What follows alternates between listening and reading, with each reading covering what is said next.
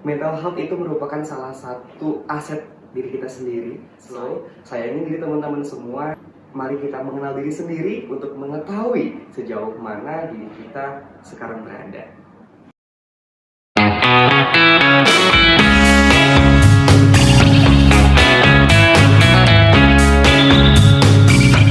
Hai, selamat datang di podcast Peran Kesehatan Mental Gen Z dalam mewujudkan Indonesia Emas 2045. Di sini kita akan bahas bagaimana sih peran kesehatan mental tersebut dapat mempengaruhi Indonesia Emas 2045. Saya April Dan saya Happy. Kami di sini akan memandu jalannya podcast kali ini. Nah, kita di sini nggak cuma berdua nih, tapi udah ada narasumber yang luar biasa banget, yaitu Kak Gilang Febriansa. Halo Kak Gilang. Kak Gilang ini merupakan Duta Genre Provinsi Lampung tahun 2023 nih. Keren banget ya. Keren banget sih. Oke nih Kak, ngomong-ngomong soal kesehatan mental nih, kan banyak banget sekarang kasus-kasus kesehatan mental gitu, terutama di kalangan Gen Z gitu. Ya, bener banget ya. Kesehatan mental ini merupakan salah satu fokus permasalahan yang sering terjadi di kalangan remaja ataupun Gen Z seperti kita. Banyak sekali faktor-faktor penyebab terjadinya depresi atau mental terganggu pada remaja. Salah satunya itu dipengaruhi oleh tingkat kesetresan atau kecemasan di bidang akademisi. Gitu. Oke, bener banget ya Kak. Aku setuju banget sama statementnya Kak Gilang gitu ya. Kalau sekarang tuh Gen Z banyak banget yang mengalami kecemasan, depresi, dan juga kesehatan mental lainnya gitu ya. Nah, kira-kira kakak tahu nggak sih data di Indonesia tuh berapa banyak sih yang mengalami kecemasan itu atau depresi di kalangan Gen Z? Kalau berbicara soal data, kalau kita searching bersama-sama ya, sebenarnya ada juga di Google, pada tahun 2024 ini, setelah pemilu kemarin, itu sudah terdata sebanyak 16% Gen Z yang mengalami tingkat kecemasan di senggang antara sedang dan juga berat. Dan masih ada 17,1% remaja ataupun Gen Z seperti kita yang mengalami kecemasan udah akut tuh bahasanya. Tandanya udah banyak banget kan ya, Gen Z ataupun remaja-remaja yang mengalami gangguan mental ataupun kecemasan gitu kan. Oke, dari data yang kakak dapet tadi, berat banget ya, berarti Gen Z sekarang tuh lagi naik-naiknya nih kak kasusnya gitu ya. Ada yang akut gitu. Bener, udah ada yang akut. Jadi kalau dari aku sih, kita harus sama-sama ya, kita harus bareng-bareng, saling support satu sama lain supaya Nggak merasa sendiri. benar. Bener banget. Dan dari penyakit mental health tadi supaya bisa nurun gitu, semoga ya. Nah, kira-kira kakak bisa nggak sih kayak kasih contoh konkretnya gitu terkait kesehatan mental apalagi di kalangan kita mahasiswa gitu. Oke, kalau berbicara soal contoh terkait gangguan mental yang terjadi di Gen Z atau remaja seperti kita, terutama di ruang lingkup mahasiswa dulu nih ya. Tuh.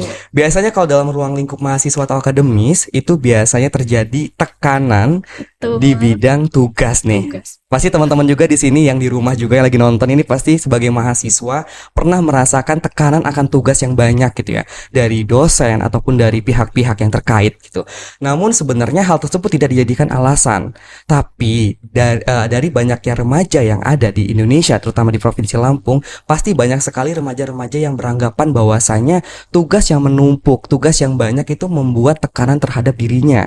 Sehingga banyak sekali remaja-remaja yang menganggap bahwasanya depresi itu terjadinya dari banyaknya tekanan dari tugas tersebut. Itu salah satu contoh kecil yang mungkin dianggap sepele oleh orang lain, namun cukup berat ya ketika kita laksanakan gitu. Itu yang pertama. Kemudian contoh yang kedua dari tekanan ini biasanya itu terjadi dari bidang pekerjaan nih. Kan banyak juga nih remaja-remaja ataupun Gen Z seperti kita, teman sebaya kita yang bukan hanya kuliah, melainkan juga sedang bekerja gitu kan. Iya, free time juga. Nah, dari pekerjaan tersebut banyak sekali tekanan-tekanan juga nih dari atasan, dari teman sebaya ataupun dari keluarga sehingga menjadi tekanan depresi bagi seseorang tersebut gitu, sehingga mengakibatkan bahwasanya remaja itu bukan hanya dari akademis aja gitu, melainkan dari pekerjaan juga sering sekali terjadi tekanan mental. Ternyata lingkungan juga berpengaruh Berpengaruh. gitu. Kalau saya pribadi juga kalau misalnya tugasnya banyak dan kita juga lingkungannya nggak mendukung tuh makin membuat kita semakin stres. Oh, bener banget nih ya contoh yang Kak Gilang sampaikan tadi dan juga contoh yang April sampaikan tadi gitu, bahwa lingkungan yang nggak mendukung juga bisa membuat kita tuh makin stres dan akhirnya depresi gitu. Betul. Nah, ternyata sepenting itu gitu ya, kita saling support satu sama lain dan jangan cuman cerita-cerita aja gitu ya ke teman kita, tapi juga kita harus ada actionnya gitu, aksinya. Bener banget. Nah, kita mungkin pembahasannya lebih jauh nih ya, Kak. Tadi kita udah bahas tentang mental health secara umumnya, sekarang kita mau ke Indonesia Emasnya nih. Nah, gimana sih Kak peran kita ya sebagai Gen Z? Gimana kalau misalnya Gen Z itu depresi gitu ya? Atau peran kesehatan mental Gen Z itu untuk mewujudkan Indonesia Emas 2045? Yang kita tahu kan pasti nanti dari peningkatan ekonomi dan juga inovasi di Indonesia itu juga berpengaruh. Ya, betul banget ya. Seperti yang kita ketahui bahwasanya mental health itu sangat diperlukan sebagai penunjang remaja untuk menyongsong Indonesia Emas tahun 2045. Mental health itu sangat diperlukan karena apa? Karena ketika kita ingin melakukan sebuah aktivitas, kita ingin melakukan sebuah pendidikan yang matang, kita perlu kesehatan mental yang memadai. Oleh karena itu, ketika untuk menuju ke Indonesia Emas tahun 2045, remaja harus didukung dengan kesehatan mental yang baik, dengan pendidikan yang baik, dengan kegiatan-kegiatan yang positif pastinya sebagai penunjang Indonesia Emas 2045. Hal ini sangat berpengaruh nantinya kepada sektor ekonomi maupun pekerjaan yang akan mendatang. Karena remaja yang baik, remaja yang cerdas, remaja yang berkualitas itu pastinya dibekali dengan kesehatan mental yang baik juga, dibekali dengan pendidikan yang matang juga, serta jiwa-jiwa emosional yang secara matang juga. Oleh karena itu, ketika kita berbicara tentang kesehatan mental bagi remaja di tahun saat ini, itu akan berpengaruh di tahun 2045 nanti akan datang. Karena kita tidak bisa memastikan bahwasanya remaja itu langsung instan aja itu ya, harus siap untuk menuju Indonesia Emas 2045. Namun perlu persiapan-persiapan juga dari hal kecil seperti kesehatan mental itu sangat membantu teman-teman. Gitu. Iya, ibarat katanya tuh kesehatan mental ini sebagai fondasi gitu Bener ya, untuk banget. menunjang masa depan yang cerah gitu. Oke, ini terakhir ya guys ya, kita tanya untuk Kak Gilang itu sendiri gitu. Bagaimana sih, apa pesannya untuk teman-teman yang lagi ngedown atau lagi punya masa-masa yang sulit gitu, dan bagaimana cara kita untuk membuat masyarakat tuh sadar bahwa kesehatan mental itu begitu penting gitu Kak. Oke. Kesehatan mental itu diciptakan dari diri kita sendiri sebenarnya. Ada dua faktor yang membuat depresi itu terjadi dalam diri kita. Yang pertama ada faktor internal dan juga faktor eksternal. Mungkin dari segi faktor internal, itu yang mengetahui diri kita, tekanan depresinya itu adalah diri kita sendiri. Mungkin orang lain tidak melihat atau tidak tahu bahwasanya diri kita dalam tekanan. Orang lain tidak mengetahui apakah diri kita sedang dalam keadaan depresi. Namun yang seharusnya kita lakukan adalah kita harus paham dan harus mengenal terhadap diri kita sendiri. Karena kita yang tahu diri kita seperti apa, kita yang tahu kita harus bagaimana. Dan buat teman-teman semua yang mungkin nanti bakal nonton podcast ini, yang seharus dilakukan adalah untuk menghadapi faktor internal dari depresi tersebut adalah melalui pendekatan terhadap diri sendiri. Kita harus tahu nih, dan kita harus mengenal diri kita sendiri sejauh mana diri kita berjalan selama ini gitu, sejauh mana kita mengenal diri kita. Ketika kita sudah mengenal diri kita, maka kita tahu apa yang kita suka, apa yang tidak kita suka, sehingga kita dapat menentukan arah dan tujuan dalam hidup kita gitu. Itu dari faktor internal. Kemudian faktor eksternalnya itu biasanya diciptakan dari lingkungan-lingkungan yang ada di sekitar kita.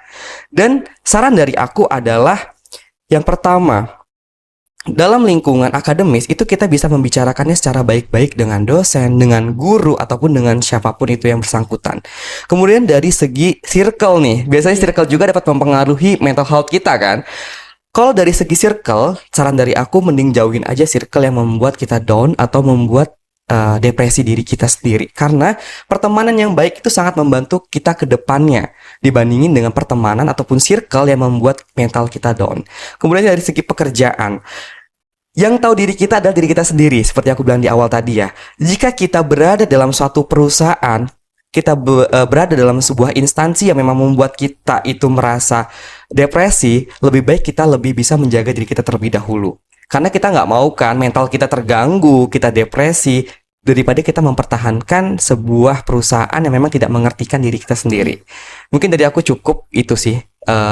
Saran buat teman-teman semua ketika nanti merasa depresi ataupun mentalnya sedang terganggu gitu teman-teman. Ya, intinya kita perlu sadar bahwa penting banget untuk mengenal diri sendiri terlebih dahulu itu kan, baru mengoreksi lingkungan kita gitu untuk bagaimana kitanya bertindak. atau bersikap. Ya, benar banget nih. Nah, kalau dari teman-teman sendiri, gimana nih? Udah mengenal diri sendiri dan lingkungan kalian udah pas belum nih untuk menjaga mental health kalian? Gitu. Oke, kita udah di penghujung acara nih, Kak. Makasih banyak sama Kak Gilang yang udah datang. Mungkin kita cukupin sampai sini ya podcastnya. Terima kasih, kasih banyak, Kak. Kak Gilang. Terima kasih. Oke. Oke, mungkin closing statement dari aku buat teman-teman semua yang ada di rumah ataupun yang lagi nonton podcast ini, mental health itu merupakan salah satu aset diri kita sendiri. Selain diri kita itu bisa berpendidikan secara baik dan matang, kita juga harus bisa menjaga mental health kita sebaik mungkin. Karena masa depan kita itu ditentukan dari mental health kita juga. Dan jangan sampai teman-teman semua itu depresi hanya karena hal-hal kecil.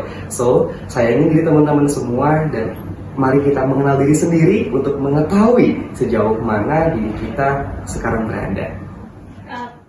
Sampai jumpa di podcast selanjutnya. Terima kasih sudah menonton. Jangan lupa like, comment, dan share video ini